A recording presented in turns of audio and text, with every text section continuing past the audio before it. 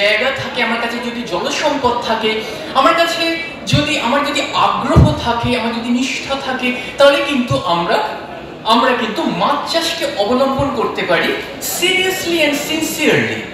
যে কাজই করবো আমরা সিনসিয়ারলি, এবং আমরা যদি মাছ চাষকে অবলম্বন করতে পারি, তাহলে আমি একটু পরে কথাগুলো আরো বলবো বিস্তারিতভাবে, তাহলে কিন্তু আমরা দীর্ঘমেয়াদী একটা আয়ের পথ হতে পারে মৎস্য উৎপাদন এবং মাছ চাষ গ্রাম বাংলার মানুষজনের কাছে।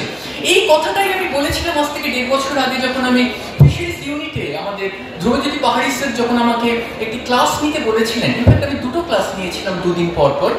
তো আমি বিএসসি স্টুডেন্টদের এই কথাই বলছিলাম, ফিশারি স্টুডেন্টদের, যে contribution of aquaculture towards rural development, মানে গ্রামীণ আর্থসামাজিক অবস্থার উন্নতিকরণে মাছ চাষ, মৎস্য উৎপাদন এবং মাছ চাষ কেমন ভূমিকা পালন করে, তো সেই সম্বন্ধে আমি বলছিলাম। তারপর আমি আমার সায়েন্সে ঢুকেছিলাম আর কি, মূল যে জায়গাটা আমার ছিল।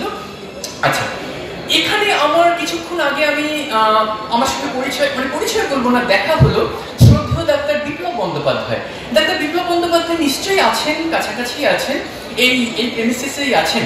ডাক্তার বিপ্লব বন্দ্যোপাধ্যায় একজন গুণীজন, উনি একজন বিশিষ্ট মৎস্য বিজ্ঞানী।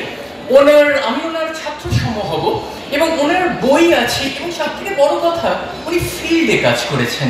স্যার এখানে নিশ্চয়ই কাছাকাছি থাকবেন, উনি আমার গলা নিশ্চয়ই শুনতে পাচ্ছেন। তো স্যার ফিল্ডে কাজ করেছেন, এবং ওনার দীর্ঘ অভিজ্ঞতা। আমি বলবো যে এখানে যদি বিএসসি স্টুডেন্ট বা এমএসসি স্টুডেন্ট, ইউজি বা পিজি স্টুডেন্ট যদি কেউ থাকো তোমরা, মানে জুওলজি বা এনভায়রনমেন্টাল স্টাডিজ বা ফিশারিজ ব্যাকগ্রাউন্ডে, তোমরা স্যারের সঙ্গে যোগাযোগ রেখো। স্যারের যথেষ্ট অভিজ্ঞতা, এবং স্যার তোমাদের কিন্তু গাইড করতে পারবেন প্রত্যক্ষভাবে বা পরোক্ষভাবে। মৎস্য চাষিরা যারা আছেন তাদের কাছে আমি আমার প্রেজেন্টেশনে আমি ঢুকবো এক্ষুনি, আমার আলোকচিত্র আপনারা দেখতে পাবেন। তো আমি আমার বাংলাতে মূলত আমার যে জায়গাটা সেটা আপনারা দেখতে পাচ্ছেন এখানে। আমি আজকে যে জায়গাটা আপনাদের কাছে মানে আপনাদের দৃষ্টি আকর্ষণ করাবো, সেটা হচ্ছে আমি এখানে আমার শ্রী অনুপ কুমার পালকে দেখতে পাচ্ছি। অনুপ কুমার পাল আমার এমএসসিতে আমার ব্যাচমেট ছিলেন আমার বরকতুল্লাহ ইউনিভার্সিটিতে। অনুপ স্যার সঙ্গে অনেকদিন পর দেখা হলো, ভালো লাগছে। আর কিছুদিন আগে আমি আমার নন্দীগ্রাম 1 নম্বর ব্লকে শ্রীমতী অতসী মাইতির কাছে গিয়েছিলাম, কাঁকড়া চাষি, এবং ওই আমার অনুপই আমাকে কিন্তু সবকিছু বলে দিয়েছিল কেমন ভাবে আমি সেখানে পৌঁছতে পারবো।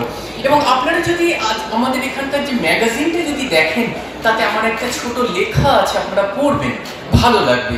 ওখানে আমি আমাদের সারা পশ্চিমবঙ্গের গুরুত্বপূর্ণ যে মাছ চাষ পদ্ধতি, বিশেষ মাছ চাষ পদ্ধতিটা আমি তুলে ধরেছি একটি চিত্র আকারে, এবং একই সঙ্গে আমি একজন নিষ্ঠাবান গ্রামীণ গৃহবধূর কর্মকাণ্ড আমি তুলে ধরেছি।